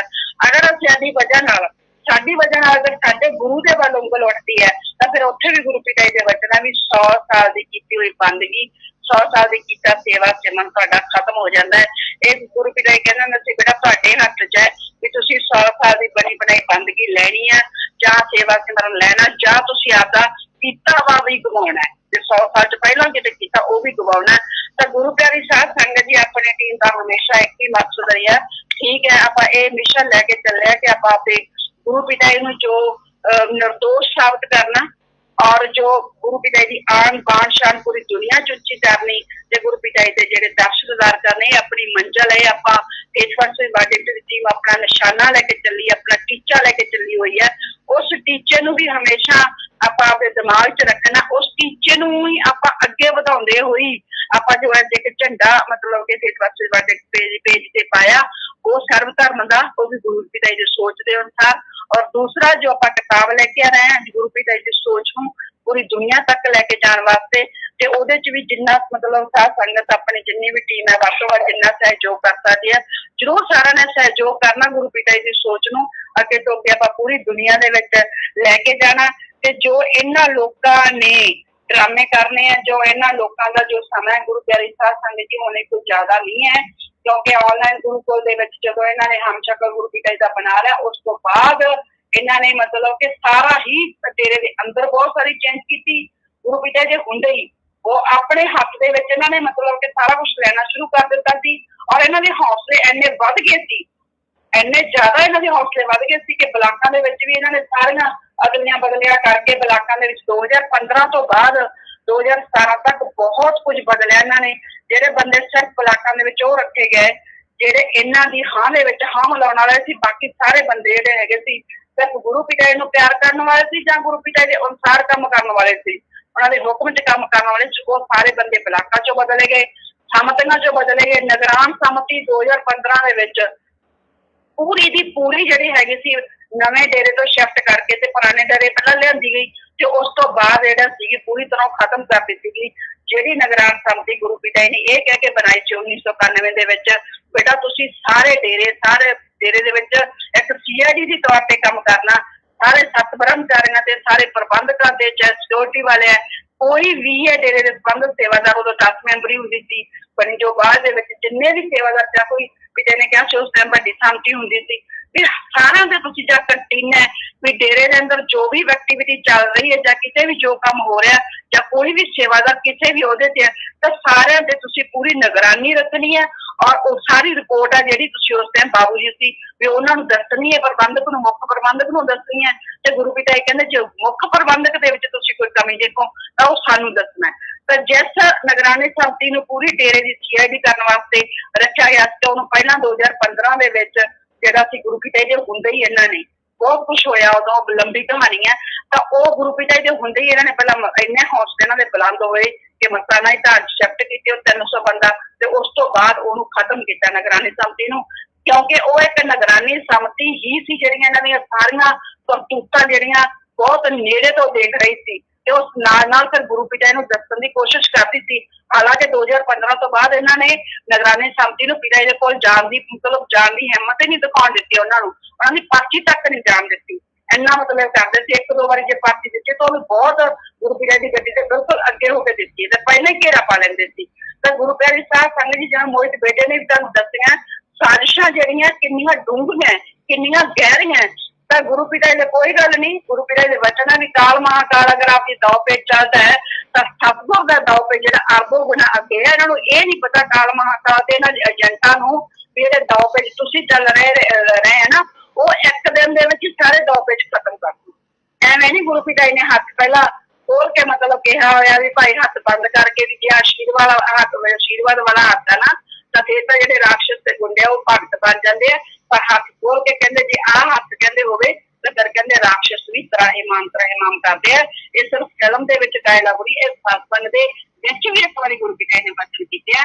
ਤਾਂ ਗੁਰੂ ਪਿਆਰੇ ਸਾਧ ਸੰਗਤ ਜੀ ਇਹਨਾਂ ਦੇ ਇਹ ਚੀਜ਼ ਆ ਸਾਰੇ ਰਾਖਸ਼ ਤੇ ਗੁੰਡੇ ਹੀ, ਕਿਉਂਕਿ ਪਰਮ ਪਿਤਾ ਜੀ ਦੇ ਵਚਨਾਂ ਦੇ ਅਨੁਸਾਰ ਕਿਉਂ ਕਹਿੰਦੇ ਸੀ ਨਾ ਵੀ 40 ਕਬੀਰਾ ਕਾਲ ਦੇ ਇਹ ਚੀਜ਼ ਸਾਰੇ ਉਹ ਕਾਲ ਦੇ ਏਜੰਟ ਹੀ, ਪਰ ਗੁਰੂ ਪਿਤਾ ਜੀ ਦਾ ਹੱਥ ਆਸ਼ੀਰਵਾਦ ਵਾਲਾ ਰਿਹਾ ਇਹਨਾਂ ਤੇ 27 ਸਾਲ। ਇਸੇ ਕਰਕੇ ਇਹ ਜਿਹੜੇ ਸੀਗੇ ਭਗਤ ਬਣਾਈ ਬੈਠੇ ਗੁਰੂ ਪਿਤਾ ਜੀ ਦੇ ਕਾਰਨ ਹੀ ਭਗਤ ਬਣੇ ਹੋਏ ਸੀ। ਪਰ ਇਹਨਾਂ ਰਾਖਸ਼ਾਂ ਨੇ ਇਹਨਾਂ ਕੋਬਰੇ ਸੱਪਾਂ ਨੇ ਗੁਰੂ ਪਿਤਾ ਜੀ ਦੇ ਜਾਣ ਤੋਂ ਬਾਅਦ ਆਪਦਾ ਰੰਗ ਸੀ ਜਿਹੜਾ ਉਦੋਂ ਵੀ ਜ਼ਿਆਦਾ ਕਈ ਗੁਣਾ ਵੱਧ ਕੇ ਦਿਖਾਇਆ। ਤੇ ਫਿਰ ਗੁਰੂ ਪਿਤਾ ਜੀ ਦਾ ਹੁਣ ਦੂਜਾ ਵਚਨ ਪੂਰਾ ਹੋਊਗਾ ਜਦੋਂ ਹੁਣ ਉਹਨਾਂ ਨੇ ਆਪਣਾ ਹੱਥ ਖੋਲ ਲਿਆ ਤਾਂ ਫਿਰ ਜਿਹੜੇ ਇਹ ਰਾਖਸ਼ ਤੇ ਗੁੰਡੇ ਇਸ ਤਰ੍ਹਾਂ ਇਹ ਮਾਮ ਕਰਨ ਉੱਠਣਗੇ। ਇਹ ਤਾਂ ਇੱਕ ਦਿਨ ਹੋਣਾ ਹੀ ਹੈ। ਦੇਖੋ ਸੰਤ ਵਚਨ ਪਲਟੇ ਨਹੀਂ, ਪਲਟ ਜਾਏ ਬ੍ਰਹਿਮੰਡ। ਜਦੋਂ ਗੁਰੂ ਪਿਤਾ ਜੀ ਦੇ ਵਚਨ ਹੋ ਗਏ ਕਿ ਆਪਾਂ ਇਹ ਨਹੀਂ ਕਹਿ ਸਕਦੇ, ਚਲੋ ਕਈ ਲੋਕਾਂ ਨੇ ਮਨ ਚੋਂ ਵੀ ਫਿਲਮ ਦੇ ਵਿੱਚ ਤਾਂ ਪਿਤਾ ਜੀ ਨੇ ਬਹੁਤ ਸਾਰੇ ਡਾਇਲੋਗ ਬੋਲਿਆ, ਪਰ ਇਹ ਸਤਸੰਗ ਦੇ ਸਟੇਜ ਤੇ ਬੈਠ ਕੇ ਵਚਨ ਬੋਲੀਦੇ ਆ ਤਾਂ ਹੱਥ ਨੂੰ ਖੋਲਣ ਦੇ ਵਿੱਚ ਕਿੰਨਾ ਸਮਾਂ ਲੱਗੂਗਾ? 1 ਸੈਕਿੰਡ ਦਾ ਸਮਾਂ ਹੀ ਹੈ ਗੁਰੂ ਪਿਆਰੇ ਸਾਧ ਸੰਗਤ ਜੀ। ਹੱਥ ਬੰਦ ਕਰਨ ਤੇ ਖੋਲ ਕੇ ਦੇਖੋ ਤੁਸੀਂ 1 ਸੈਕਿੰਡ ਦਾ ਸਮਾਂ ਲੱਗਦਾ ਹੈ। ਤੇ ਜਿਹੜੇ ਜਿੰਨੇ ਵੀ ਇਹਨਾਂ ਨੇ ਐਡੇ ਜਾਲ ਵਿਛਾ ਰੱਖੇ ਨਾ ਸਾਰੇ ਕਾਲ ਮਹਾਕਾਲ ਤੇ ਉਹਦੇ ਏਜੰਟਾਂ ਨੇ ਡੇਰੇ ਦੇ ਅੰਦਰ ਪੂਰਨ ਡੂੰਘੀਆਂ ਜਿਹੜੀਆਂ ਬੁਰਾਈ ਨੇ ਕਰ ਰੱਖੀਆਂ ਤਾਂ ਗੁਰੂ ਪਿਆਰੀ ਸਾਧ ਸੰਗਤ ਜੀ ਗੁਰੂ ਪਿਤਾ ਜੀ ਲਈ 1 ਸੈਕਿੰਡ ਦਾ ਕੰਮ ਹੀ ਹੈ। ਤੁਹਾਨੂੰ ਮੈਂ ਪਹਿਲਾਂ ਵੀ 1-2 ਵਾਰੀ ਦੱਸਿਆ ਕਿ ਜਦੋਂ ਆਪਣਾ 2014 ਦੇ ਵਿੱਚ ਫਿਲਮ ਰਿਲੀਜ਼ ਹੋਈ ਸੀ MSG1 ਤੇ ਉਦੋਂ 14 ਨਵੰਬਰ ਨੂੰ 14 ਫਰਵਰੀ ਵਾਲੇ ਦਿਨ ਜਦੋਂ ਗੁਰੂ ਪਿਤਾ ਜੀ ਨੇ ਪਹਿਲੇ ਦਿਨ ਆਪਣੇ ਮਾਈਕ ਸਿਨੇਮਾ ਦੇ ਵਿੱਚ ਦੇਖੀ ਸੀ ਤਾਂ ਉਸ ਦਿਨ ਮੈਂ ਬਿਲਕੁਲ ਹੀ ਪਿਤਾ ਜੀ 2 ਫੁੱਟ ਤੇ ਬੈਠੀ ਸੀ। ਤਾਂ ਪਿਤਾ ਜੀ ਨੇ ਵਚਨ ਕੀਤੇ ਸੀ ਕਹਿੰਦੇ ਕਰਨ ਨੂੰ ਤਾਂ ਸਾਰਾ ਕੁਝ ਇੱਕ ਤਾਂ ਨਹੀਂ ਕਰ ਸਕਦੇ ਆ, ਪਰ ਕਹਿੰਦੇ ਫਿਰ ਉਹ ਹਜਮ ਨਹੀਂ ਹੋਣਾ ਕਿਸੇ ਦੀ, ਇਸੇ ਕਰਕੇ ਅਸੀਂ ਹੌਲੀ ਹੌਲੀ ਕਰ ਰਹੇ ਤਾਂ ਕਿ ਲੋਕਾਂ ਦੇ ਹਜਮ ਆ ਜੀ। ਤਾਂ ਗੁਰੂ ਪਿਤਾ ਜੀ ਜਿਹੜੇ ਇਹ ਵਚਨ ਅੱਜ ਵੀ ਉਦੋਂ ਤੋਂ ਹੀ ਮੇਰੇ ਦਿਲ ਤੇ ਹੀ ਲਿਖੇ ਹੋਏ ਆ ਤੇ ਮੈਂ ਇੱਕਦਮ ਜਦੋਂ ਪਿਤਾ ਜੀ ਵੱਲ ਦੇਖੀ ਤਾਂ ਫਿਰ ਪਿਤਾ ਜੀ ਥੋੜਾ ਜਿਹਾ ਮਤਲਬ ਕਿ ਵਚਨਾਂ ਨੂੰ ਬਦਲ ਗਏ ਸੀਗੇ ਵੀ ਐ ਲੈ ਗਏ ਸੀ ਕਹਿੰਦੇ ਪਹਿਲਾਂ ਆਪਸੀ ਥੋੜੇ ਸ਼ਬਦ ਬੋਲਣ ਲੱਗੇ ਤੇ ਕਹਿੰਦੇ ਐਕਟਿੰਗ ਕਰਨ ਲੱਗੇ, ਫਿਰ ਫਿਲਮਾਂ ਆ ਗਈਆਂ ਤਾਂ ਪਿਤਾ ਜੀ ਇੱਧਰ ਲੈ ਗਏ। ਪਰ ਪਿਤਾ ਜੀ ਜੋ ਗੱਲ ਕਹਿਣਾ ਚਾਹੁੰਦੇ ਸੀ ਤਾਂ ਉਸ ਟਾਈਮ ਜਿਨ੍ਹਾਂ ਨੇ ਸਮਝਣਾ ਸੀ ਸਮਝੀ ਅਸੀਂ ਪਿਤਾ ਜੀ ਕਹਿਣਾ ਕੀ ਚਾਹੁੰਦੇ ਆ। ਤਾਂ ਗੁਰੂ ਪਿਆਰੀ ਸਾਧ ਸੰਗਤ ਜੀ ਆਪਣੇ ਹੌਸਲੇ ਬੁਲੰਦ ਰੱਖੋ, गुरु पिता जी का अवतार दिवस है।